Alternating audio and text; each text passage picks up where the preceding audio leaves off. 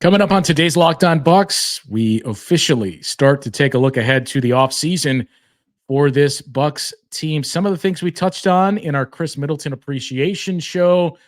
How do you apply those to tweak this roster for the Bucks? And perhaps more importantly, as we look at the teams that are still playing, how does the Bucks roster stack up against those teams? And what are some of the necessary adjustments we need to see in this offseason? We get into that conversation next on Locked On Bucks.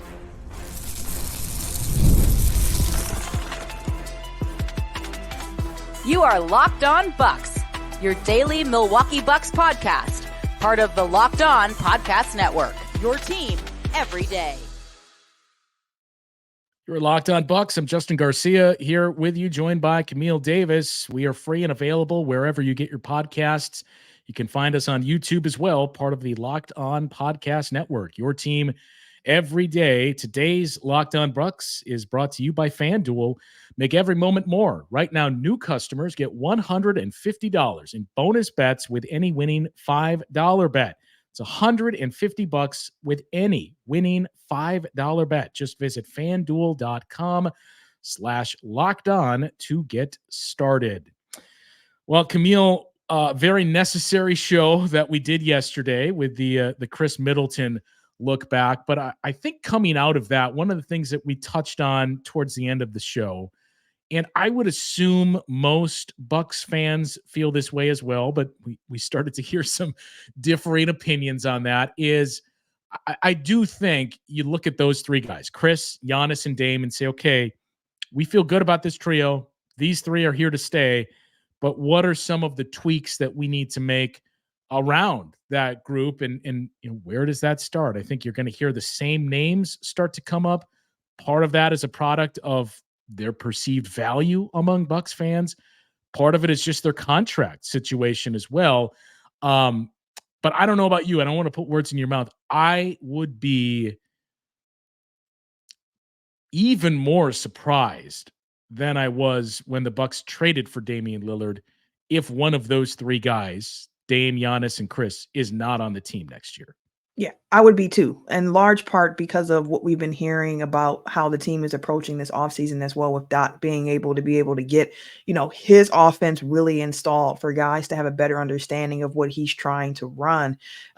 Everything with this particular Bucks team, it starts with Giannis, right? And Giannis has already said, I'm here as long as we have a chance to win. I want to win. Put a championship contending team around me. That's what I'm here for. And you have Dame next to him and you have Chris next to him. That's a pretty good starting point. Understand the age involved there with Chris and Dame, approaching the mid-30s there, but those are still quality players to have around Giannis. And I do think that the fit still works. We haven't seen it in full underneath Doc Rivers. He only got 6 full games with the 3 of them available and able to play the full game. But we saw how this offense could really be firing under Adrian Griffin. Of course, there's things to put in to consideration about how the Bucks started with the schedule, strength of schedule things, and so on and so forth. But that trio, Giannis, Dame, and Chris, that's a good trio to build a team around. The question for the Bucks is going to be, well, how do we build the best team around them? Because again, we've been hearing the calls about the Bucks needing to be more athletic, be younger, so on and so forth. And Giannis kind of asks, does the athleticism need to mean younger? Can it just be more athletic? And it could, but I think too, which I know we'll have more time to dig into this throughout the show, but I think in addition to the big three that we just mentioned there, the offseason work of your Andre Jackson Jr., of your AJ Green, Chris Livingston, Marjon Beauchamp, if one or two of those 4 can turn out to be at least a productive role player, that is going to be a big boom for the Bucks because they're already on contract as well. And they're cheap contracts in addition to them being young. Yeah. And that's going to be the challenge is I think we feel pretty good about Andre and AJ Green becoming reliable role players. We saw decent stretches of that. I mean, maybe not reliable being the best word, but I think you saw enough during the course of the regular season, especially once Doc Rivers arrived, and for stretches brief as they were in that postseason series against the Indiana Pacers, to feel like, okay, these two guys, I stopped short of saying no, but I feel pretty confident these two guys are going to be heavy minutes guys and big time contributors, maybe even start at least one of them. Because that's the other question is, when we touched on free agents for this team, that's, one of the points we tried to drive home in the immediate aftermath of the season ending is, look, it sucks. It's disappointing to have your season end 2 years in a row in the first round. It's disappointing for this to be another season that comes to an end, maybe not entirely because of, but largely because of injuries. But, the difference is last year you kind of knew change was coming, right? You knew. I talked about this after the first round series. I kind of felt like they were going to fire Mike Budenholzer, just because it had been 5 years and you were starting to get the sense of maybe it had started to run its course here. But they were the first team to lose as a 1 seed in the playoffs and then fire their coach. That hadn't been the norm. So that was the one thing where you thought, I don't know, Giannis gets injured. It's an incredible Jimmy Butler series. This is a Heat team that in all likelihood is not an 8 seed, that there's a lot that goes into this. Maybe they just say, okay, let's keep this status quo. But you felt like even if there was no coaching change, there's a lot of change that was going to be coming to this team. The elephant in the room was Giannis and his pending free agency, at least on the horizon. The good piece of news for the Bucks is that's not it, right? That's not the offseason that you're headed for. I do feel like it's much more stable, as oxymoronic as that may be to suggest, when we're talking about 2 straight first round absences or losses and, instability all throughout this regular season. But the free agents are all role players, right? You're not worried about Giannis. You're not worried about Damian Lillard at this point. Chris Middleton, you locked up last summer. Same with Brook Lopez. The challenge is it's a window that was already very, very short, starting to close. You just lopped another year off of that. So you're approaching this season, assuming everybody who is under contract stays on the team. It's a walk year for Brook Lopez. It's a walk year for Chris Middleton. Bobby Portis is also in a walk year. Same with Pat Connaughton. So that's the challenge for this team, is how do we reshape on the fly as long as we have Giannis, Dame, and Chris Middleton. And those names that we mentioned, those are going to be the big ones that get kicked around all the time this summer by Bucks fans, by anybody around the league as well. You're going to hear those names coming up just because of what we touched on, especially in that Chris episode. I don't think you're touching Giannis, Dame, and Chris. So what does that leave you with in terms of other options that you have? Those are the only other guys that are, number one, under contract and large enough contracts where you could actually move them for something in return. Yeah. So the options are different. Like, to go back to last summer really quick, that was one of the things, because it felt like that roster was pretty locked at that time, where it's like, outside of if you can reacquire or keep Chris Middleton and Brook Lopez, like there just wasn't a lot of maneuver room for the Milwaukee Bucks last summer. So it felt like the coach was the only way to really get a drastic change for the team at that point. And this is the summer where you're coming into it, where it's like, okay, now you are still very top heavy with those contracts to Giannis, to Chris, to Dame, and even to Brook. But given the fact that a lot of these other contracts that are seemingly going to be valuable because they are on walk years, like, can we get something for a guy who's on an expiring? Is this a little bit more enticing for another team to take this 1 year flyer on the guy, see how it works out, and see if we can do that? So for the Bucks overall, it's going to be, I think, more, it's not like a blow it up and start over a rebuild. It's more of a retooling, seeing what we can do around the edges. And kind of, I guess you can say, it's kind of like swapping chairs on the deck, because there are going to be other teams, of course, in the same boat, where it's like, we don't have much room to maneuver. We only have so many contracts open. So like, who can we move around to try to improve this team here? And thinking about the Bucks, like Malik Beasley, he's a free agent this offseason. I believe Jay Crowder as well.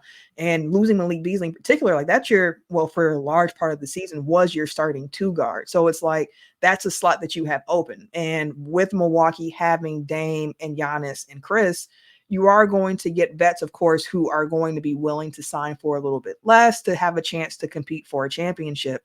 It's just that in this particular NBA landscape, you got to make sure that Milwaukee is one of those places where guys want to go. I mean, there's a lot of parity in the league right now where you can look around and say, I think I can win here. I can win here. I can win here. So the draw for Milwaukee, I think, is going to be around Dame, Giannis, and Chris. So the idea of moving one of the three of them and trying to like blow it up completely, I just doesn't make as much sense to me this summer. Jay Crowder, Malik Beasley, Pat Beverly, Danilo Gallinari, and Thanasis. Those are your free agents this offseason.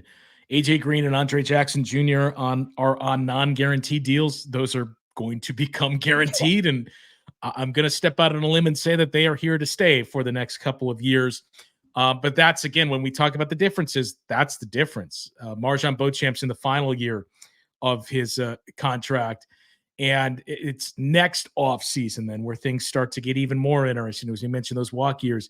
Next offseason, you have a team option on Marjan Beauchamp, and then you have player options for Pat Connaughton, for Bobby Portis, and for Chris Middleton. So that's where it starts to get interesting for this team. It's not until the 26-27 season where you have to worry about Giannis or Damian Lillard potentially leaving. Or, at that point, when you think about Dame and his age, maybe that is the end in the 26-27 season there. So next off season with that player option that Dame holds, and then it's 1 year later for Giannis. So when we say they're in a better spot, that's what we mean of, okay, your core is locked up, and it does give you some stability as well in terms of what you can do by way of trade, because, that was, you kind of touched on it. That was the other challenge the Bucks were up against last season, off season, when you would hear fans suggest, well, just move on from Chris Middleton or move on from Brook Lopez.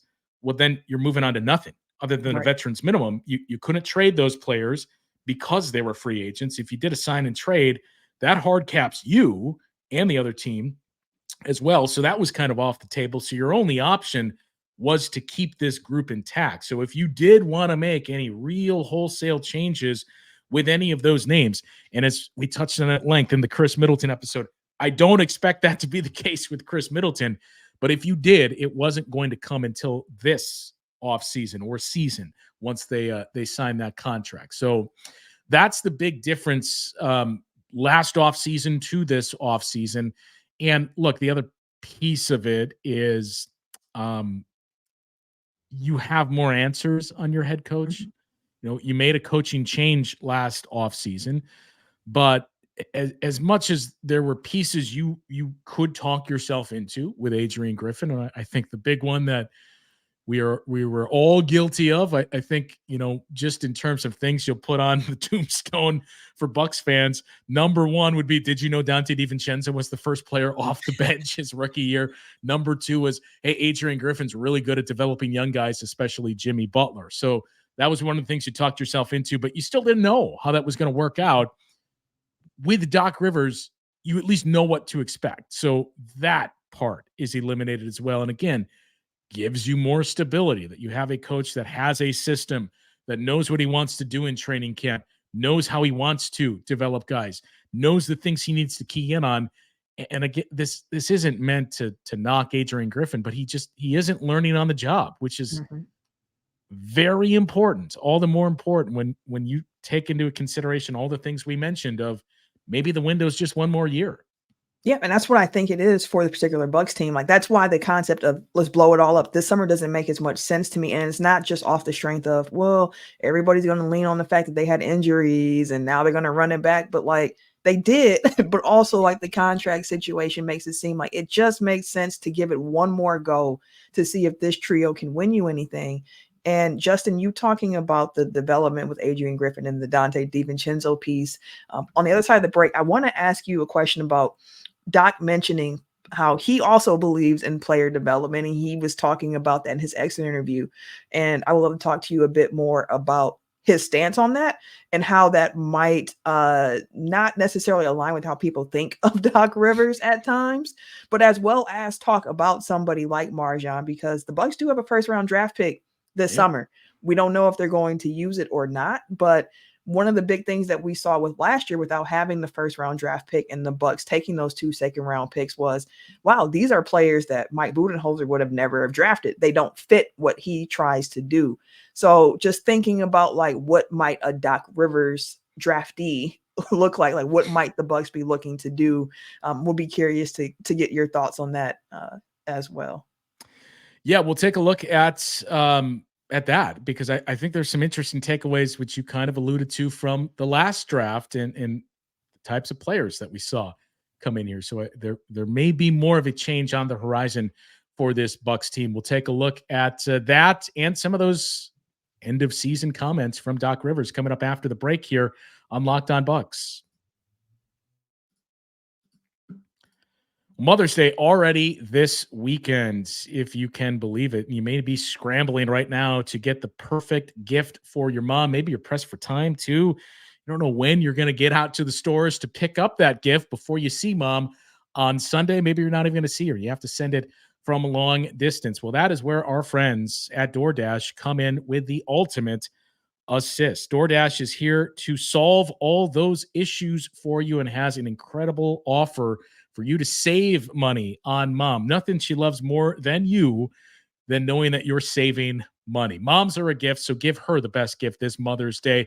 You can find gifts as thoughtful as she is with DoorDash. Select from hundreds of expertly crafted bouquets to the best of tech, self-care, essentials, sporting goods, more. All of it's delivered directly to her door. Maybe mom has a sweet tooth, or she just loves the newest tech innovations. Maybe she likes beauty products, or she's more the outdoors type. No matter what she is into, you can make her smile with any gift you can find on DoorDash. All you have to do is head to DoorDash right now. Use the code LOCKEDONNBA, and with that code, you will save 50% off your next order up to $15 when you spend $15 or more on your next flour, convenience, grocery, or retail order. Now with that code, again, Locked On NBA is the code to use. Order using DoorDash today. Terms apply. Order now and get everything you need for Mother's Day on DoorDash. Use code Locked On NBA to get 50% off your next order up to $15 when you spend 15 or more on your next flour, convenience, grocery, or retail order now on DoorDash. It's promo code Locked On NBA. Order using DoorDash today. Terms apply. And maybe you are now in the markets for that right candidate. Well, that is where LinkedIn comes in with the ultimate assist as well. LinkedIn is not just another job board. They have a vast network of more than 1 billion professionals, which makes it the best place to hire. It gives you access to professionals you cannot find anywhere else. LinkedIn does all of that while making the process easy and intuitive. Hiring is easy when you have that many quality candidates. So easy, in fact, that 86% of small businesses get a qualified candidate within 24 hours. That's because LinkedIn knows small businesses are wearing so many hats and they might not have the time or resources to hire. So LinkedIn is constantly finding ways to make that process easier.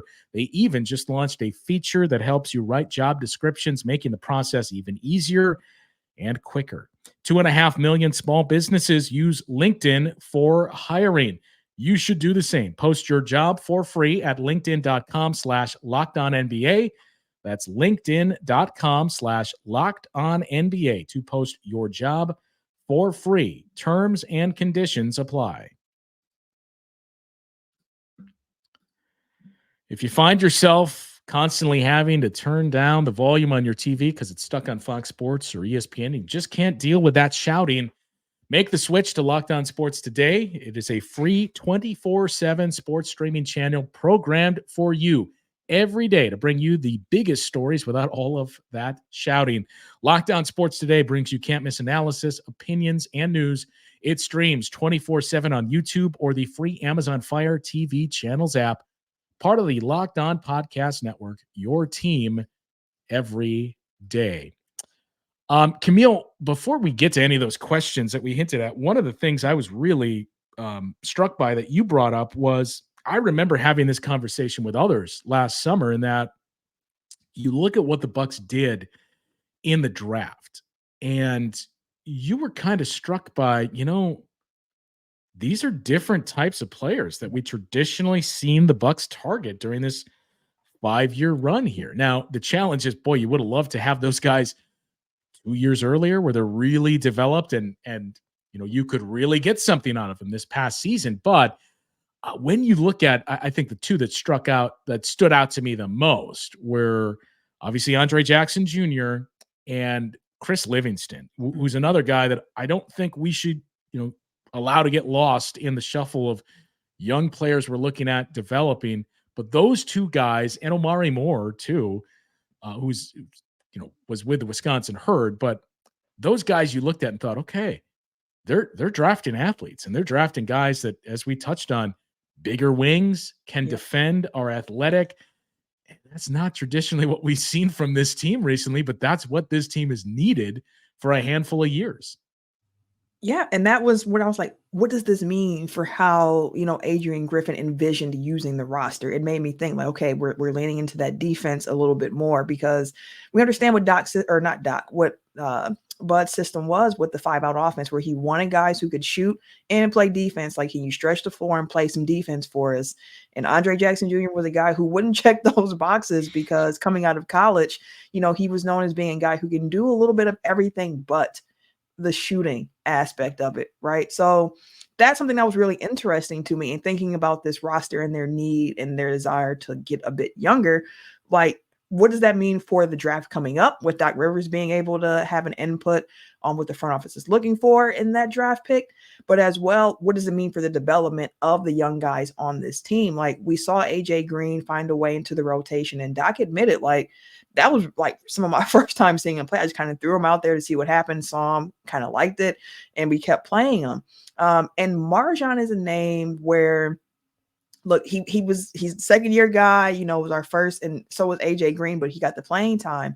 And MarJon was a guy who, it seemed early on, was in competition with minutes with Andre Jackson Jr. So it seemed as if it would only be one or the other. But hearing Doc mention the fact, like, MarJon dealt with a lot of injuries here towards the end of the season. And if people were looking at the injury report, they probably saw MarJon's name popping up, but didn't think much of it because he wasn't somebody getting regular playing time. But Doc mentioned, like, he might be the most skilled of the young guys. Like, it's going to be a big summer for MarJon, which some might say we said the same thing last year, but that does not make it less true this particular offseason for MarJon as well. And you think about MarJon, about AJ, about Andre, about Chris Livingston, and their development becomes even more important because you think about the fact that Beasley, Crowder, Beverly, like, they're probably could be all out the door. They're free agents this summer. So, like, what does that mean for your rotation? Is there some internal development that can happen to get these guys on the court? Like, what do they need to do in their off-season programming to get more playing time this upcoming season? What skills do they need to work on, to be able to see the court more regularly? And those are things I'm sure that Doc and the coaching staff have had conversations with the guys about, and that's going to be something that's going to be counted on their development this offseason.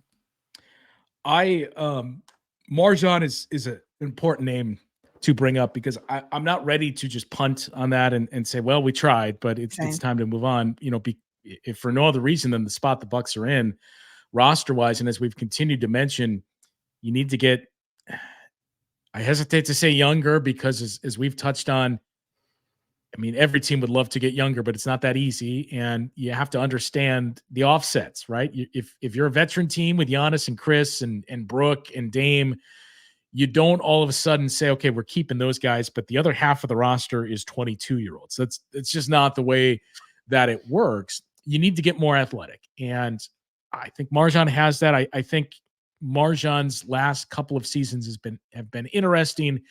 Injuries were a piece of it down the stretch, but I'm very curious to see Doc Rivers and his staff have a full off season, because a lot of times we're going to talk about Andre the most. AJ Green will come up next. Chris Livingston's one that I continue to really pump out there and champion as well. But those are the names that are going to get brought up of, hey, an off season with Doc. Let's see how they look. You can't leave MarJon out of it. As much as you may not have seen the linear growth you were hoping for, you touched on what they mentioned about his overall potential and what he brings. And I do think of all of those young guys, he probably strikes most of the right balance of offense and defense. So what can you develop there? And I also don't think it was just some sell job by the Bucks when they were really, really high on him. And you think about how much importance they put on that draft pick. I don't think that was for show, and that's just gone now. So he's going to be an interesting name to monitor here in this offseason and all of the programs that the Bucks are going to have going into training camp. But to me, as we mentioned, those names that are free agents for the Bucks, Jay Crowder, Malik Beasley, Pat Beverly, Thanasis, and Danilo Gallinari. I think one of them would probably be what you would say, okay, we can bring back one of those guys. The rest, we've probably seen the end of their time in a Bucks uniform. I would have said, before everything took place, the one guy would be Pat Beverly. I'm not sure how much the final day of the season changed things there, but to me, that was the guy that you could point to and say, I understand the advanced age. He still provided some value, and I think we probably overextended him down the stretch, but I think there's still some things that Pat Beverly could give you. It kind of ties into the rest, though. When you look up and down at that list, I should say maybe two, because let's also get this out of the way, Camille. If Thanasis wants to be back, Thanasis is going to be back. And I don't remember if it was you and I that talked about this or someone else that I was with, but I just take issue with people that immediately dismiss and scoff at the notion of, man, you're wasting a roster spot on Thanasis. 15th seat on the bench.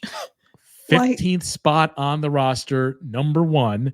Show me the team where the guy that's 15th is a high productivity impact player, but you can't tell me that spot is wasted when his brother is on the team, when it may keep number 34 in town. And if that's what he wants to stay here, or one of the things, great. It is not a waste of a resource and a roster spot. And even outside of him being Giannis's brother, which he is, and that's a piece of it for sure, he's a good teammate. He's exactly what you would hoping want. That's where you're headed with that. Yeah, I mentioned that elsewhere, and you should never exactly not get to that. Yeah, I'm glad you brought that up. Like, he is somebody who's up out of his seat every game, like cheering, providing advice. He's someone who the players mention often, like he comes into practice, he's TA every single day. And that might not sound like a lot, but if you've been in a work environment with people who have inconsistent personalities where you don't know what to expect, like, that's difficult. And when you're talking about a team concept sport like basketball, having a guy who you can count on to be who they are day in and day out, provide that energy, provide that encouragement, like, that's really, really important to have. And again, it's the 15th seat on the bench, guys. Like, those guys don't normally play. It's not a waste of a roster spot.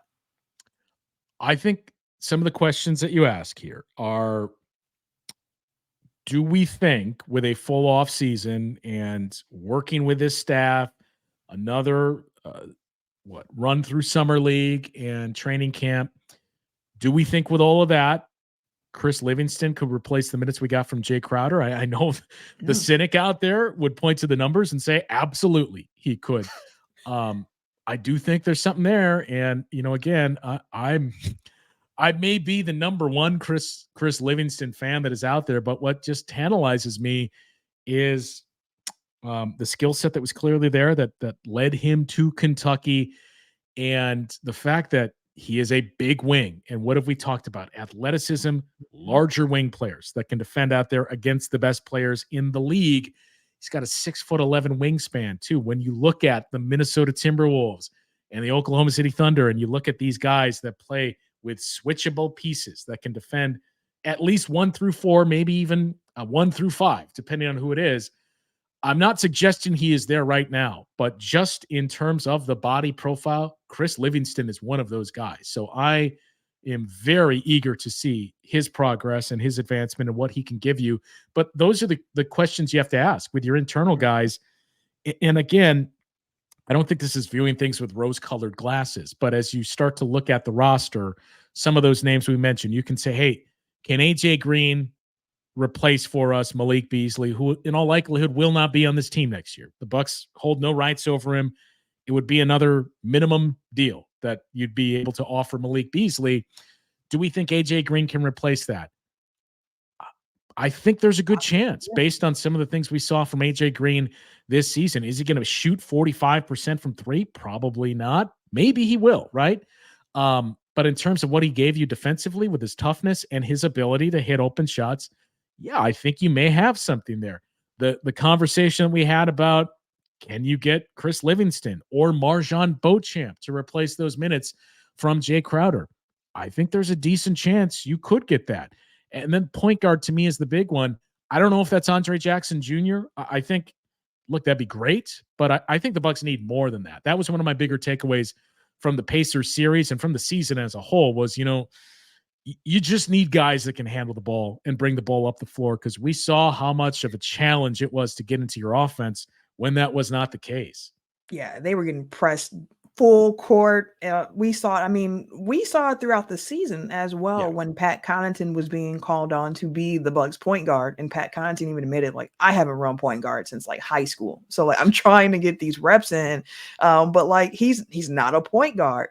I applaud the effort for sure and what he tried to do there, but like it was glaring that the Bucks were missing ball handling. And I mean, we saw that going into the season. They only had 2 point guards on their roster heading into the season. The second one came at the last minute possible. Exactly. So it's like you knew that then, and I thought that maybe Griff was thinking that Chris and Giannis would also be able to share in the ball handling duties, and they can. I'm not saying they can't, but I think you saw, especially once the injury started to hit those guys, how important it is to have another guy that can at least get the offense together, who can handle the ball, handle pressure, and get guys into their spots. Like, point guards are important for that reason, because they conduct the show. And the Bucks were missing that once Dame got hurt. Pat Bev stepped in, which I agree with you. He was somebody who I thought, like, of all of the guys who are free agents this summer for the Bucks, maybe there's an avenue for Pat Bev to come back on that vet min, but he was needed. And when he didn't have a good game himself, and he's not necessarily known for being like a floor general type point guard, but he was vital for the Bucks for that very reason. Yeah, he was on a veterans minimum last year, was Pat Bev. So was Malik Beasley. So was Jay Crowder. So again, that's where the Bucks are going to have to fill out their roster. I have to double check, and Frank is the best resource for this, but I think they may have the taxpayer exception to use this offseason, because they were able to avoid the second apron for the league, the season that ends in 2024.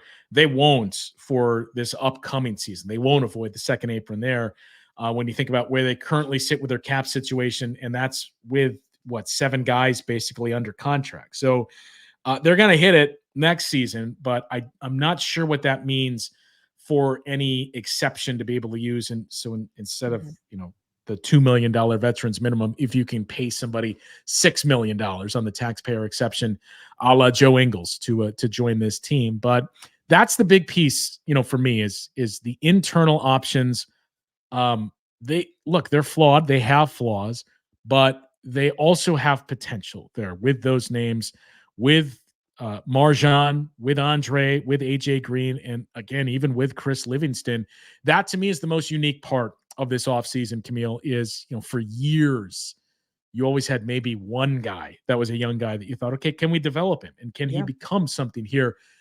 And now maybe it's not quite the ceiling that you had with guys like a Dante DiVincenzo in the past, but you have more than just one. And that's going to be the big piece for the Bucks this coming off season. We mentioned some of those Doc Rivers comments. I do want to revisit some of them that he shared after the series wrapped up with the Indiana Pacers. So we'll take a look at those coming up after the break here on Locked On Bucks.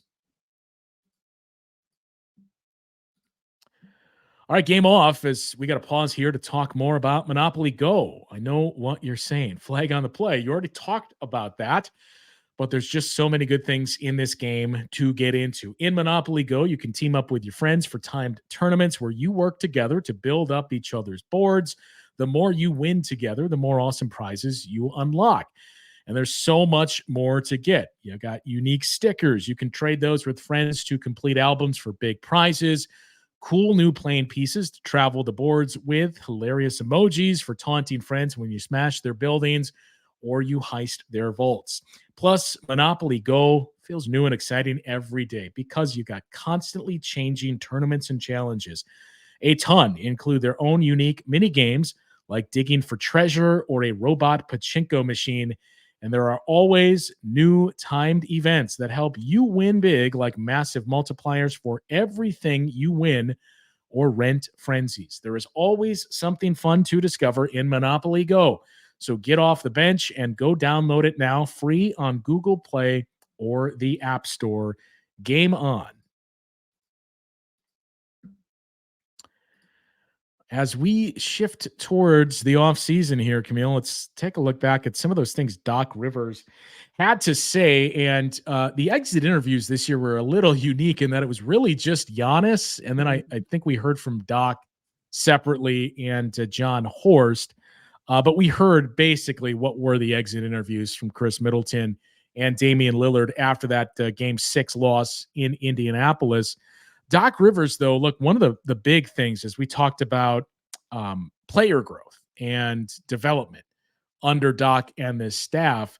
That last word of staff is, something that's also going to be interesting. I think we do have much more stability now, and who's going to be here. Maybe there's some tweaking done to it, but that in itself, the actual staff and how that came together was, dare I say, a work in progress for Doc Rivers throughout this season. That was one of the things he touched on briefly after that Game 6 loss. It's an advantage now going through the half of the season, then coming to camp, then taking a new job. At least I've been with these guys, kind of know how they tick. I kind of know things that you would have never known that. So I think it's an advantage for me coming into next year.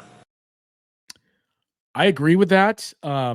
Again, I think the big word that we're going to keep circling back to for next season for the Bucks is going to be pressure, because Yes, it's going to be a lot of pressure knowing the contract situation for all those big names that we mentioned, and that next year's it, where you have all of that group together under contract, and also that stuff like that we heard from Doc Rivers of what you basically view this as you got a chance to audit the class before finally enrolling in it next year. That's going to bring pressure too of, okay, you got to learn this. You got to see how these guys tick. You got to view them. So we expect you to hit the ground running next season. yeah. Like if you flame out, like there's no excuse at this point. Like we say it often. I say it often. Reasons and excuses. This year, reasons. Now, if you run it back and it's the same outcome and you're out in the first round, now it's going to be excuses, because you already had your year of grace here. So that development piece from the coaching staff is going to be very important for this team, because we mentioned what the roster construction is right now, and what some of the Bucks options are going to be. So it's going to be tough, but listen, we understand that the Bucks have been playing with urgency. Like it might have been unrealistic to think that with everything that happened this year with the new coach to start the year, then having another new coach midway through the year, like, hey, it's probably unlikely that you'll win a title. But I can speak for myself, and I'm sure other people felt the same way, where it's like it might not be likely, but we saw the Bucks make a big trade for Drew Holiday and win it in their first year. So we know it's not outside of the realm of possibility. It's just that, like, if you play video games, the difficulty level was turned all the way up for this particular season, with all the different learnings and things the Bucks had to go through. But we're saying next year is the year where you expect it to come together. And I think the hope would be for this Bucks team is that they figure it out similar to how Minnesota was able to figure it out going into this season. Because last year, that fit with Rudy Gobert after the trade, it just looked kind of clunky. It just didn't seem like it seemed like it's going to be one of the worst trade we'd seen in decades. Yes. And you see this year, they figured out a way. They got Naz Reid, they got Cat, they got Rudy, and they figured out with those three bigs how to rotate it, how to play. And they went through a full season. I mean, last year for the Timberwolves ended in a spectacular flame out with injuries and things of that sort. But the offseason, being able to figure it out and try to get those pieces to work better. That's what the Bucks' objective is going to be this offseason when it comes to their big three. And then also with the development of their players, how can we make this fit better, knowing what we have, knowing how I want to run this team, so on and so forth. So yeah, there aren't going to be any excuses next year for this team. The urgency is too high. As we start to wrap up here, there's a few more comments from Doc that I do want to run past you and get your thoughts on. One of them kind of pivots into a larger discussion we're going to have here in the coming episodes and the off season. But I remember listening to this next one I'll play for you in real time and thinking, I wonder if we heard Doc Rivers kind of catch himself and cut off the answer there. And that was about this team and, never really getting a chance to see the Bucks that you envisioned and what that means for the offseason. I really like this team. Obviously we're going to have to do some things, right? But never really having the chance to do any of the two-man game that you're talking about with Dame and Giannis. We did it on that West Coast trip, and it was starting to cook, and then I think Dame went out, then Giannis went out. Never, ever, I don't think we had, 2 games with all 3 guys. 4 games with all 3 guys, so we never got a chance to run the 3-man. We never really had a chance to create our offense that we wanted to create, but we'll have that chance. We'll have a camp, and so I'm looking forward to it. We heard him talk all throughout the season of practice days. I didn't have a training camp. Creating the offense too is going to be big, as Giannis has said. I'm going to spend time with Dame. I'm going to spend time with Dame and Chris, and we're getting this right during the offseason, but that first part, I almost wondered that Doc Rivers acknowledging, look, we got to change this roster, and kind of stopping short of saying we got to change some pieces on this roster. Got to make it fit to how Doc Rivers wants this team to be ran. Like they got to get players that fit the way that he wants it to go.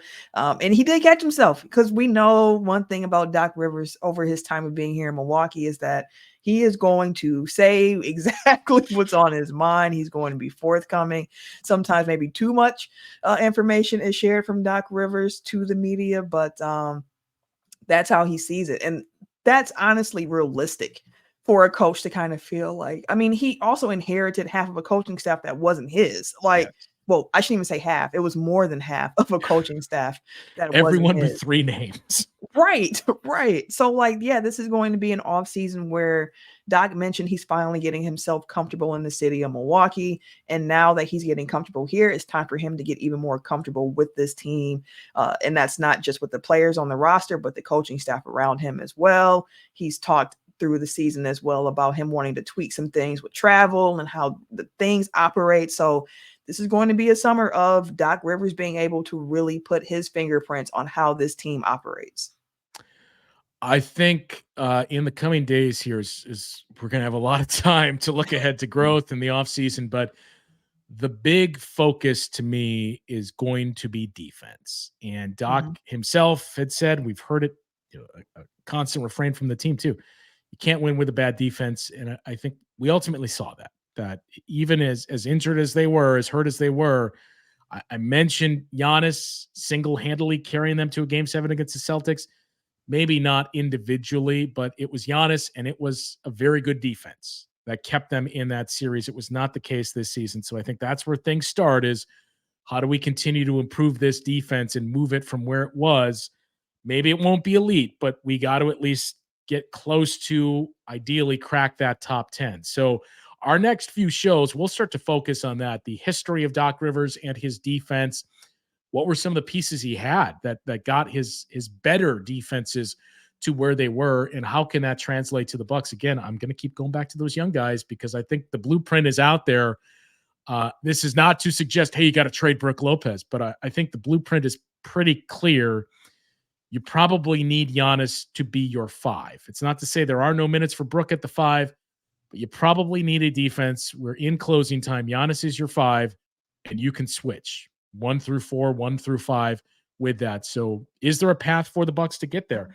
We will start to examine those things in the coming days here on Locked On Bucks. So again, plenty of time to get into all the minutia here in the off season. For Camille, I'm Justin. We'll talk to you once again tomorrow on Locked On Bucks.